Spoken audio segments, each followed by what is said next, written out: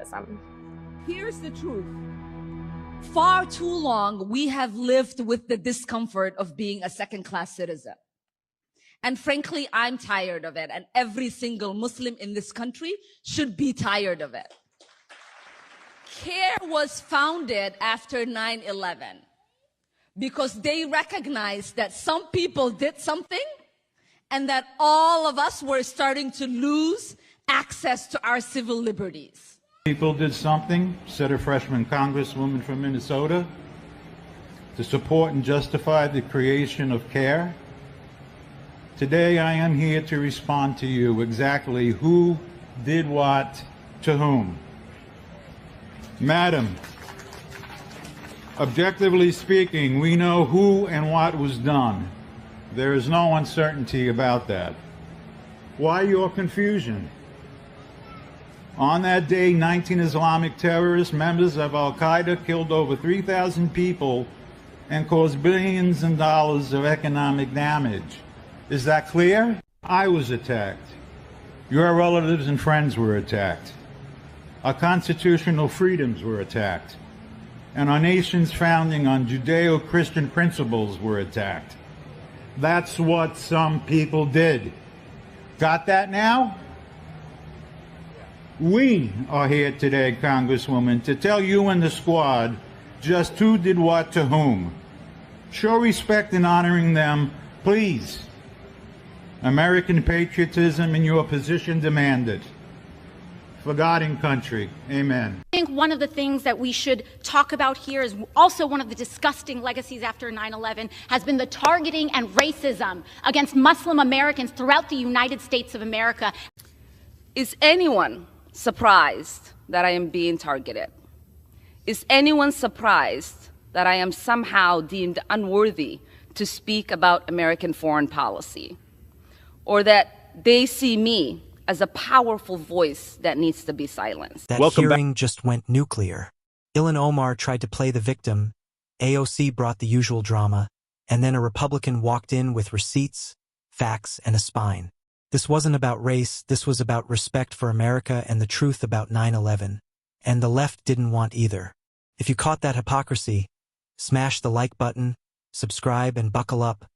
Let's watch the full clip before I give you the full breakdown. From my colleagues, the reasons why the Representative Omar should be removed from this committee, but I feel like all the reasons have not just yet been stated, which is why I rise to add for the record.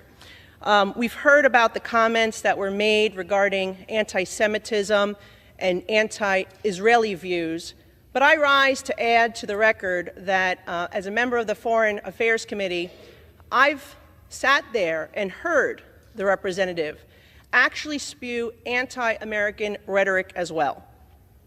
I've been in that committee room where the representative equates Israel and the United States to Hamas and the Taliban.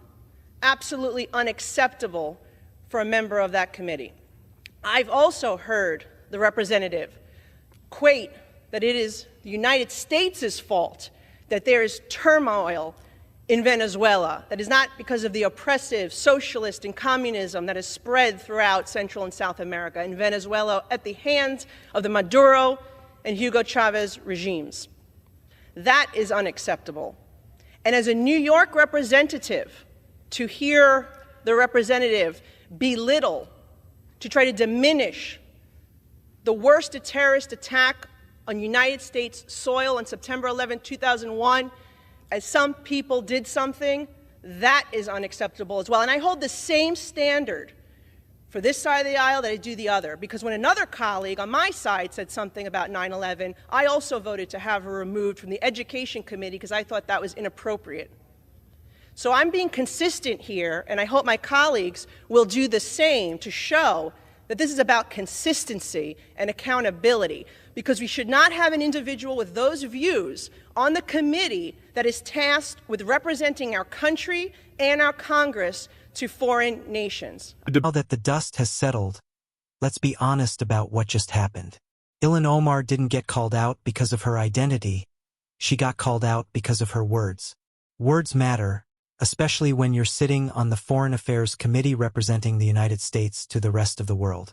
And when you reduce 9/11 to some people did something, that's not a slip, that's a disgrace. 19 Islamic terrorists murdered over 3,000 Americans, and pretending that was some vague oopsie is an insult to every family who lost someone that day. Nicole Malliotakis walked into that chamber like a grown-up in a room full of activists. She didn't whine. She didn't posture. She didn't cry oppression. She laid out exactly why Omar didn't belong on that committee. Comparing the United States and Israel to Hamas and the Taliban is beyond outrageous. Blaming America for Venezuela's collapse instead of the socialist dictators who destroyed it is political malpractice. And downplaying the worst terrorist attack in U.S. history?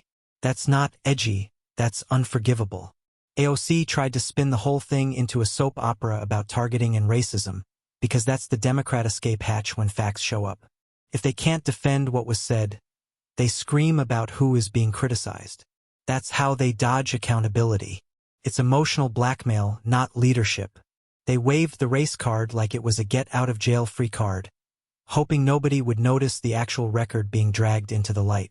Meanwhile, Malliotakis even pointed out she voted against her own party when someone on her side crossed the line. That's what real consistency looks like. Republicans were talking about standards. Democrats were talking about feelings. One side was defending America's dignity. The other was defending a colleague who keeps trashing it. This wasn't about silencing anyone. It was about deciding whether someone who constantly undermines the United States should be trusted to speak for it on the global stage. Nicole Malliotakis chose America. Ilhan Omar and AOC chose excuses. And that's why the Republicans won this fight.